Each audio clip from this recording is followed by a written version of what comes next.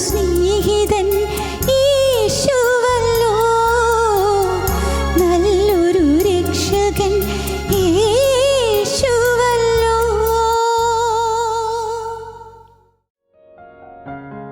ഞങ്ങളും ക്രൂശിക്കപ്പെട്ട ക്രിസ്തുവിനെ പ്രസംഗിക്കുന്നു.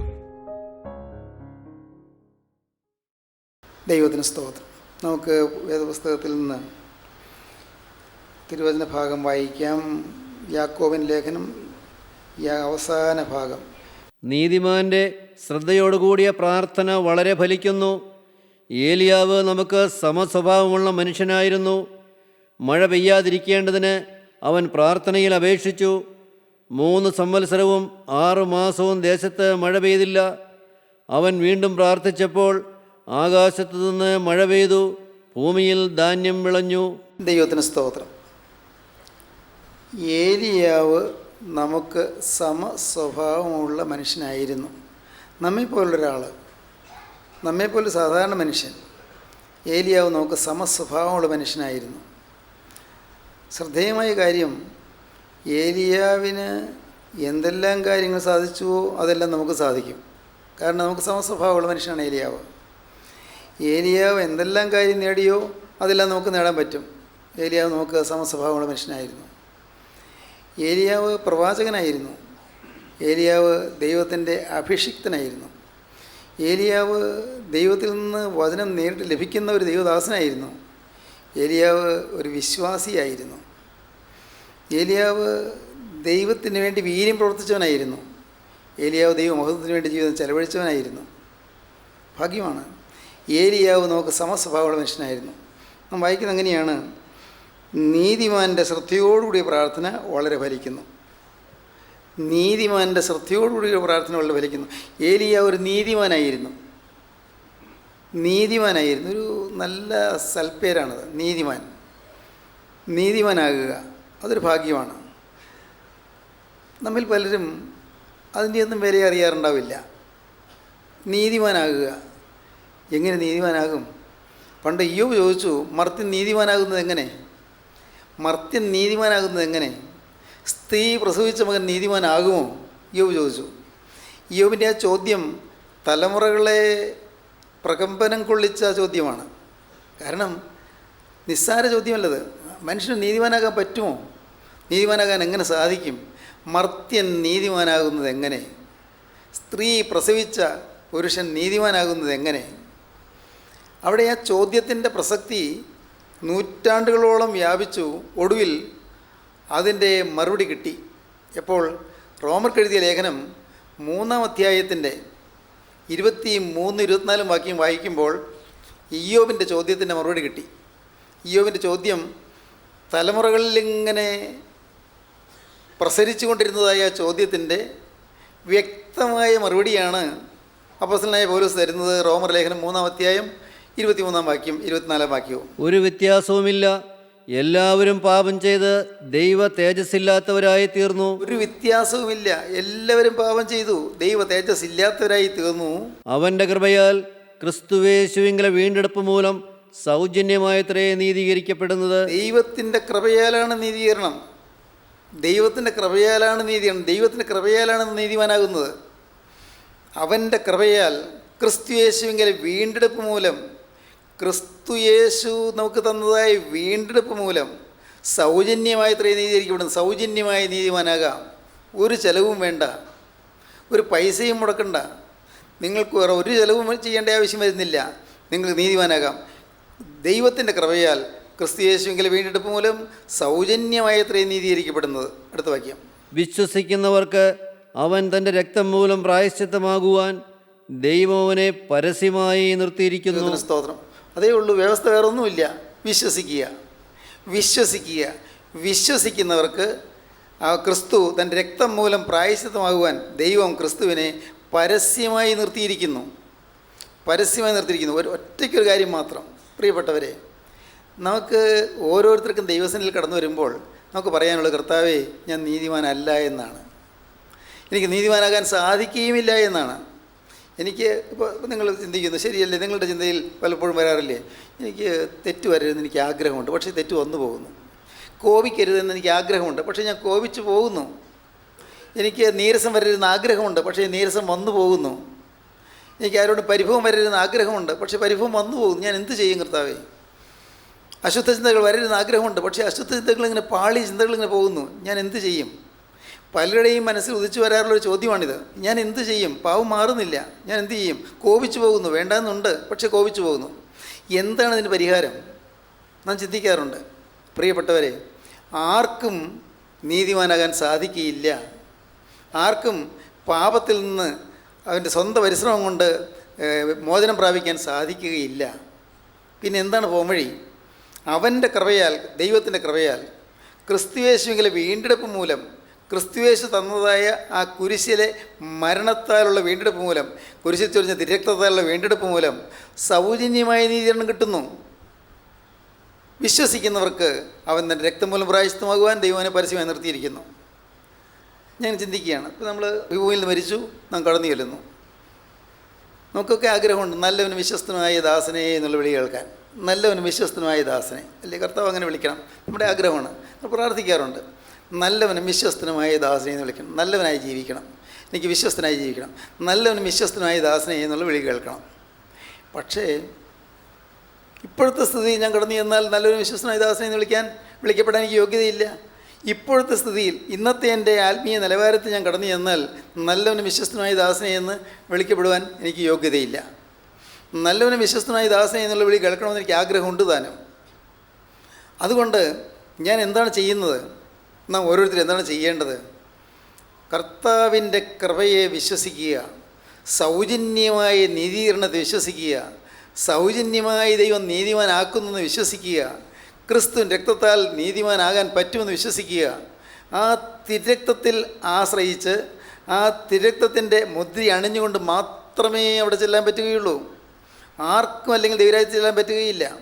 യേശുക്രിസ്തുവിൻ്റെ ആ തിരക്തം പുരണ്ടതായ തിരുവസ്ത്രത്തിൻ്റെ പൊന്നു തൊങ്ങലിൽ തൊട്ടുകൊണ്ടല്ലാതെ നമുക്കാർക്കും ദൈവരാജ്യത്തിൽ ചെല്ലാൻ ഒക്കുകയില്ല. ദൈവത്തിന് സ്തോത്രം. നമ്മുടെ ഏതെങ്കിലും ആത്മീയ പഠന നിലവാരം കൊണ്ടോ ആത്മീയ പാണ്ഡിത്യം കൊണ്ടോ പ്രസംഗ പാഠവം കൊണ്ടോ വചന നിശ്ചയം കൊണ്ടോ ഒന്നും നമുക്ക് ദൈവരാജ്യത്തിൽ ചെല്ലാൻ ഒക്കുകയില്ല.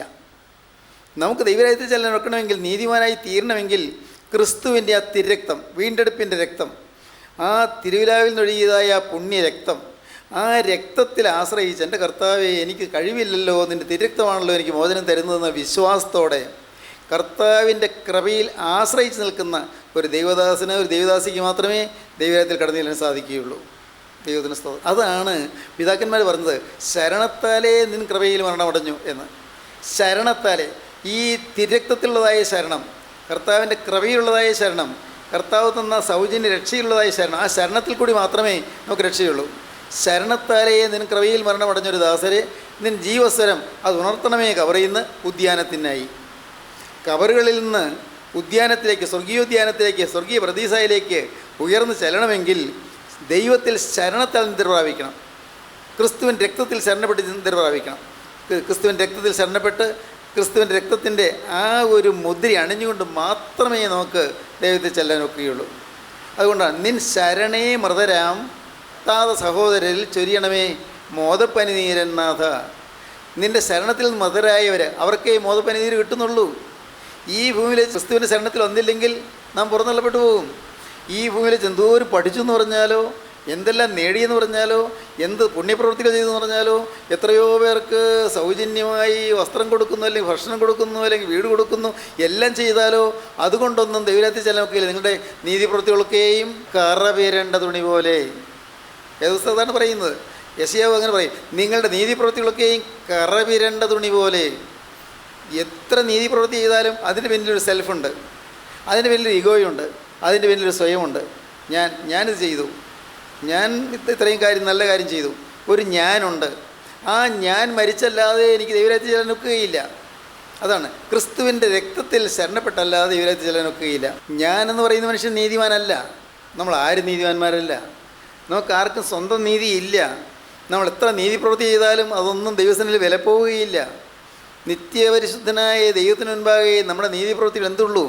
അതുകൊണ്ട് ഈ ഒരു സത്യം ഗ്രഹിച്ച്, എൻ്റെ കർത്താവേ ഞാൻ പാപിയാണ്, എന്നിൽ നിന്ന് വരുന്നത് പാവം മാത്രമേ ഉള്ളൂ, എന്നിൽ നിന്ന് പാവമേ വരാൻ സാധ്യതയുള്ളൂ, കർത്താവെ, പൈശാചികമായ പ്രകൃതി എൻ്റെ ഉള്ളത്തിൽ ഞാൻ അറിയാതെ തന്നെ അടിഞ്ഞുകൂടിയിട്ടുണ്ട്.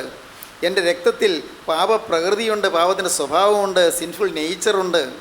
കർത്താവെ, എന്നെ ഈ പാപത്തിൻ്റെ പ്രകൃതിയിൽ നിന്ന് വിടുവിക്കുവാനാണല്ലോ നീ കുരിശിൽ കുറ്റമില്ലാത്ത രക്തം ചിന്തിയത്. ഞാൻ വിശ്വസിക്കുന്നു കർത്താവെ. വിശ്വസിക്കുന്നവർക്ക് അവൻ തൻ്റെ രക്തം മൂലം പ്രായശ്ചിത്തമാകുവാൻ ദൈവം അവനെ പരസ്യമായി നിർത്തിയിരിക്കുന്നു. കർത്താവെ, ഞാൻ വിശ്വസിക്കുന്നു.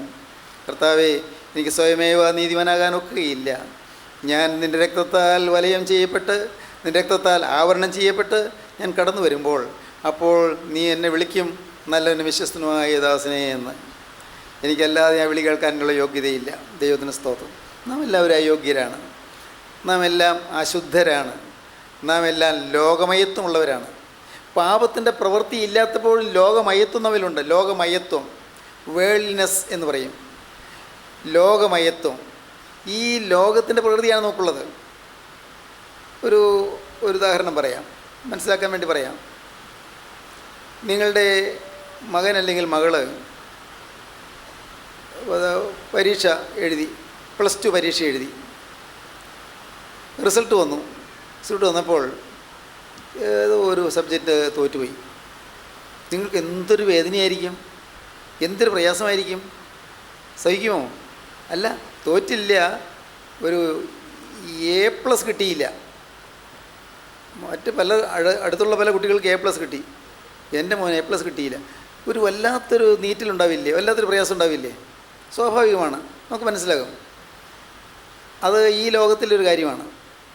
തീർച്ചയായിട്ടും പ്രയാസം ഉണ്ടാകുന്നതിൽ തെറ്റില്ല താനും, അതൊരു പാവമൊന്നുമല്ല. പക്ഷേ നിങ്ങൾ മനസ്സിലാക്കണം, ആ പ്രയാസമുണ്ടായ ആ പ്രയാസത്തിന് ഒരു 100 ഡിഗ്രി എന്നിരിക്കട്ടെ, സപ്പോസ് അത് സങ്കല്പിക്കുക, 100 ഡിഗ്രി. എന്നാൽ നിങ്ങളുടെ ആത്മാവ് മരിച്ചിരിക്കുന്നത് കേട്ടാൽ അത്രയും പ്രയാസം ഉണ്ടാകുമോ? നിങ്ങളുടെ മകൻ്റെ ആത്മാവ് മരിച്ചിരിക്കുന്നത് കേട്ടാൽ അത്രയും പ്രയാസം ഉണ്ടാകുമോ? നിങ്ങളുടെ മകൻ്റെ ഇന്ന് ആ മകൻ മരിച്ചാൽ ദൈവരാജ്യം ചെല്ലുകയില്ല എന്ന് കേട്ടാൽ പ്രയാസം ഉണ്ടാകുമോ? പ്രയാസം ഉണ്ടാകും. പക്ഷേ ഈ ഒരു A+ കിട്ടിയില്ല എന്ന് പറയുമ്പോൾ ഉണ്ടാകുന്ന പ്രയാസത്തിൻ്റെ ഒരു പകുതിയെങ്കിലും പ്രയാസം ഉണ്ടാകുമോ? ചിന്തിച്ച് നോക്കൂ. നിങ്ങൾ ചിന്തിക്കൂ. ലോകമയത്വം, ലോകം, നമ്മുടെ ഉള്ളിൽ ലോകം കടന്നുകൂടിയിരിക്കുകയാണ്. ഈ ലോകം മരിക്കാതെ നമുക്ക് കർത്താവിൻ്റെ സന്നിധിയിൽ ചെല്ലാൻ ഒക്കുകയില്ല താനും. ലോകം മരിക്കണം എന്ന് പറഞ്ഞാൽ എന്താ? ലോകത്തിന് മരിക്കണം, ലോകം നമ്മിൽ മരിക്കണം, നാം ലോകത്തിന് മരിക്കണം. ലോകം അത് നമ്മെ ദൈവത്തിൽ നിന്ന് അകറ്റുന്നതാണ് ലോകമയത്വം. നിങ്ങൾ ലോകക്കാരായിരുന്നു എങ്കിൽ ലോകം തനിക്ക് സ്വന്തമായി നിന്നെ സ്നേഹിക്കുമായിരുന്നു. എന്നാൽ നിങ്ങൾ ലോകക്കാരായിരിക്കാതെ ഞാൻ നിങ്ങൾ ലോകത്തിൽ നിന്ന് തിരഞ്ഞെടുത്തുകൊണ്ട് ലോകം നിങ്ങളെ പോയിക്കുന്നു. പിന്നെ ശേഷം 15-ാം അധ്യായം, നിങ്ങൾ ലോകക്കാരായിരുന്നു എങ്കിൽ ലോകം തനിക്ക് സ്വന്തമായി നിന്നെ സ്നേഹിക്കുമായിരുന്നു. എന്നാൽ ഞാൻ നിങ്ങളെ ലോകത്തിൽ തിരഞ്ഞെടുത്തത് കൊണ്ട് ലോകം നിങ്ങളെ പോയിക്കുന്നു. നാം ലോകക്കാരല്ല. ലോകത്തിൻ്റെ മാന്യത നമുക്കൊരു വിഷയമാകാൻ പാടില്ല. ലോകത്തിൻ്റെ ബഹുമതി നമുക്കൊരു വിഷയമാകാൻ പാടില്ല. ലോകത്തിൻ്റെ അംഗീകാരം നമുക്കൊരു വിഷയമാകാൻ പാടില്ല. ലോകർ നമ്മെ ബഹുമാനിക്കുന്നുണ്ടോ, ആദരിക്കുന്നുണ്ടോ, പരിഗണിക്കുന്നുണ്ടോ എന്നുള്ളത് നമ്മുടെ ചിന്താവിഷയമാകാൻ പാടില്ല. നമുക്ക് ഒന്ന് മാത്രം,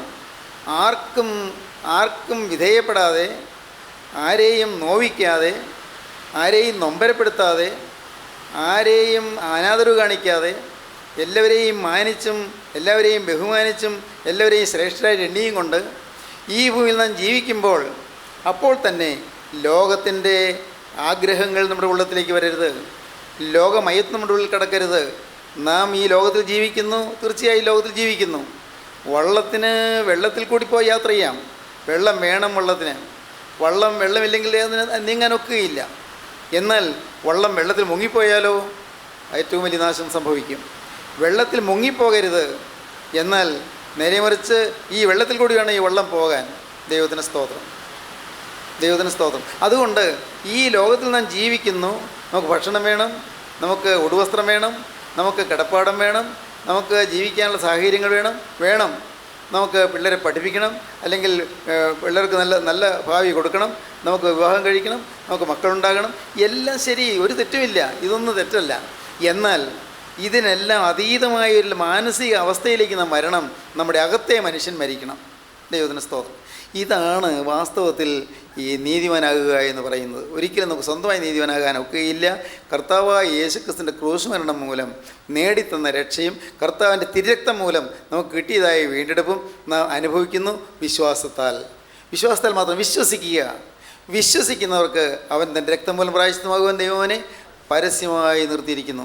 5-ാം അധ്യായം 1-ാം വാക്യം വായിക്കുമ്പോൾ, റോമർ ലേഖനം 5:1 വായിക്കുമ്പോൾ, വിശ്വാസത്താൽ നീതീകരിക്കപ്പെട്ടിട്ട് നമ്മുടെ കർത്താവായ യേശുക്രിസ്തു മൂലം നമുക്ക് ദൈവത്തോട് സമാധാനമുണ്ട്. ഒന്ന് വായിച്ച്, വിശ്വാസത്താൽ നീതീകരിക്കപ്പെട്ടിട്ട്. വിശ്വാസത്താൽ നീതീകരിക്കപ്പെട്ടിട്ട് നമ്മുടെ കർത്താവായ യേശുക്രിസ്തു മൂലം നമുക്ക് ദൈവത്തോട് സമാധാനമുണ്ട്. വിശ്വാസത്താൽ നീതീകരിക്കപ്പെട്ടിട്ട് നമ്മുടെ കർത്താവായ യേശുക്രിസ്തു മൂലം നമുക്ക് ദൈവത്തോട് സമാധാനമുണ്ട്. ഈ യേശുക്രിസ്തു എന്ന ഏകമധ്യസ്ഥനല്ലാതെ നമുക്ക് ദൈവസന്നിധിയിലേക്ക് കടന്നു ചെല്ലാൻ സാധിക്കുകയില്ല. ആ യേശുക്രിസ്തുവിൻ്റെ തിരുരക്തം മൂലം നമുക്ക് ദൈവത്തോട് സമാധാനമുണ്ട്.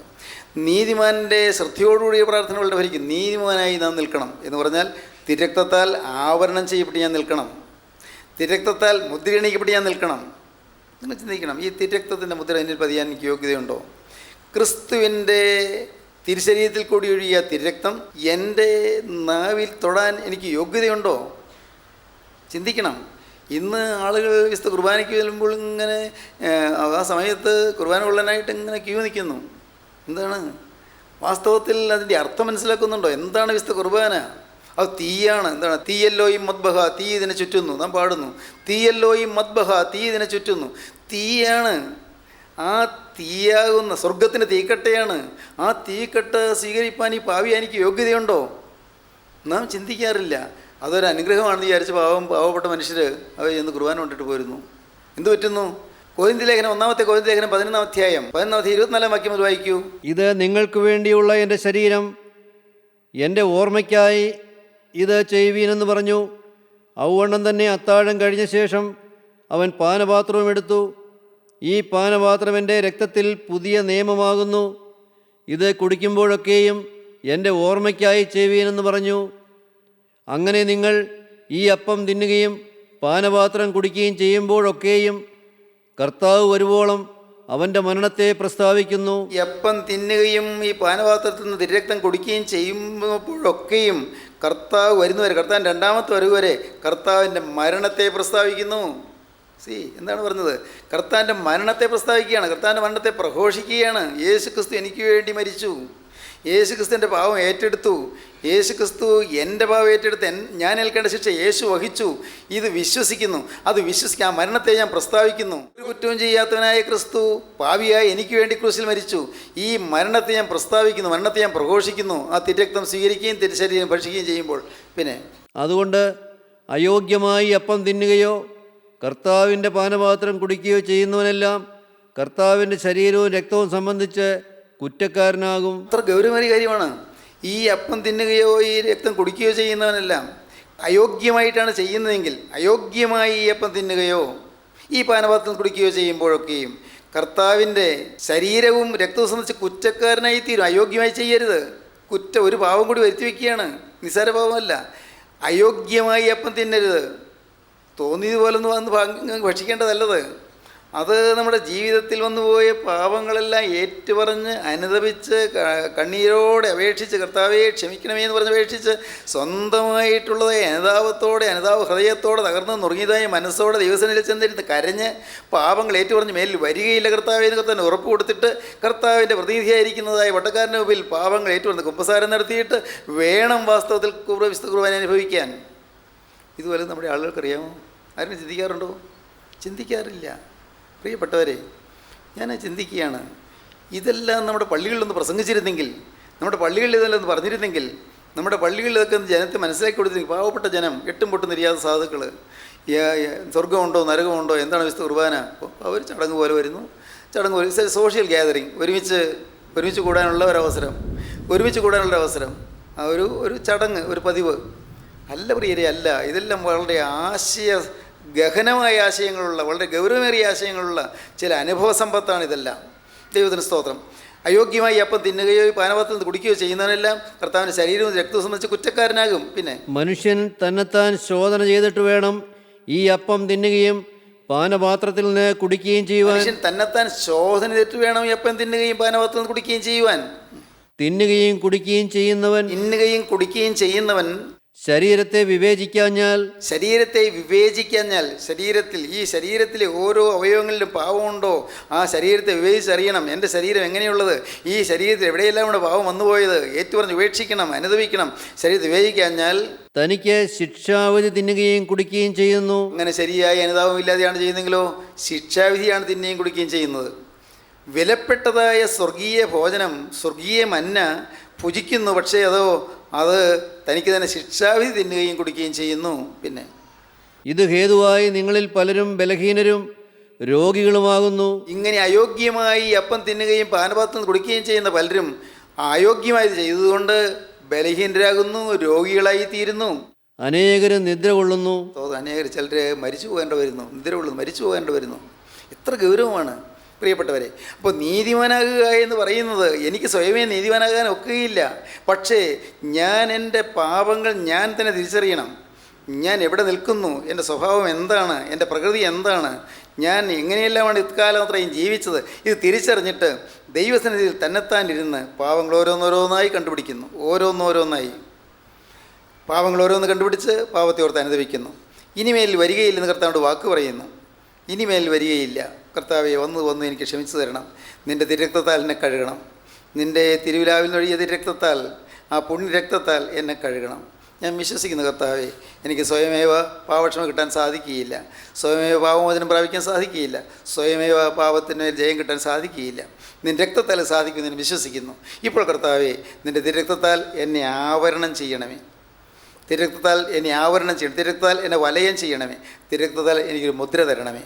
സ്തോത്രം. ഇങ്ങനെ പ്രാർത്ഥിച്ച് ദൈവത്തിൽ ശരണപ്പെട്ടുകൊണ്ട് മുമ്പോട്ട് പോകുമ്പോഴാണ് ശരണത്താലേ നിൻ കൃപയിൽ മരണമടഞ്ഞൊരു ദാസരെ നിൻ ജീവസ്വരം അത് ഉണർത്തണമേ കവറയുന്ന ഉദ്യാനത്തിനായി പാടാം.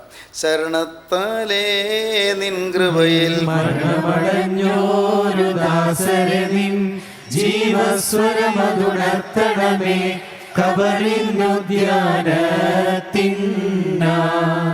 ദൈവത്തിന് സ്തോത്രം. അപ്പോൾ പ്രാർത്ഥന അർത്ഥവത്തായി. ആ പ്രാർത്ഥന അത് ദൈവത്തിലേക്ക് കടന്നു ചെല്ലും. ആ പ്രാർത്ഥന ദൈവത്തിൽ ചെല്ലുകയും മരിച്ചുപോയ ആത്മാവ് രക്ഷിക്കപ്പെട്ട് പരദീസായിൽ അവകാശിയായി തീരുകയും ചെയ്യുന്നു.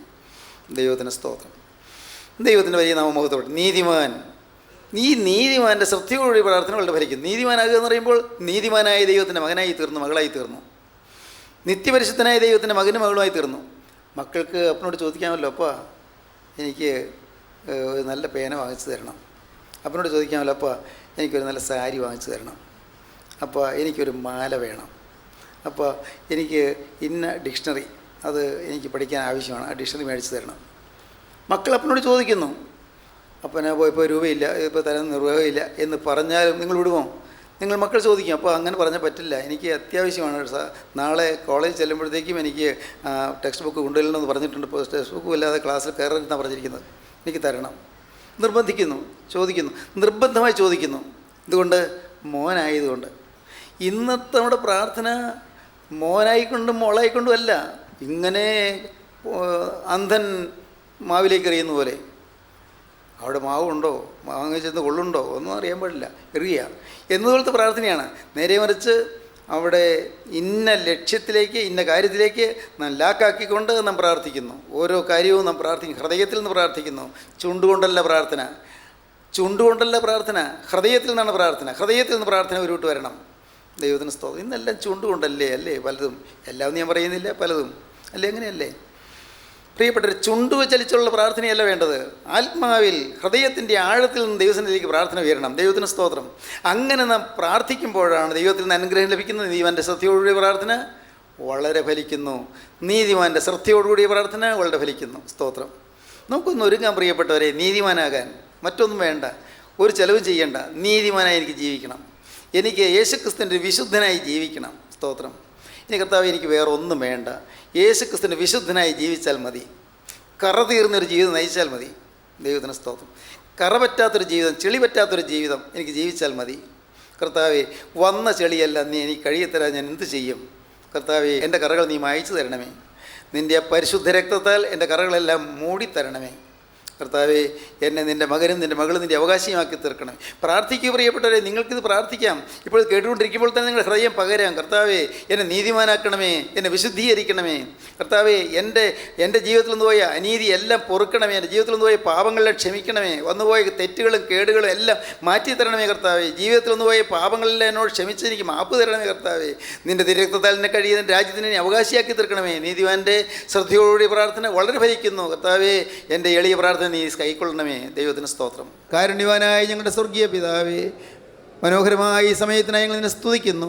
തിരുസാന്നിധ്യം ഞങ്ങൾക്ക് തന്നതിനായി ഞങ്ങൾ നിന്നെ സ്തുതിക്കുന്നു. അപ്പോൾ ഞങ്ങൾ അർഹിക്കാത്ത അനുഗ്രഹങ്ങൾ, അർഹിക്കാത്ത സൗഭാഗ്യങ്ങൾ നിങ്ങൾക്ക് തരുന്നതിനായി ഞങ്ങൾ നിന്നെ സ്തുതിക്കുന്നു. ഈ വചനം കേട്ട എല്ലാവരെയും അനുഗ്രഹിക്കണമേ. നാനാദേശങ്ങളിലിരുന്ന് ഈ വചനം കേൾക്കുന്ന എല്ലാവരെയും നീ വാഴ്ത്തണമേ.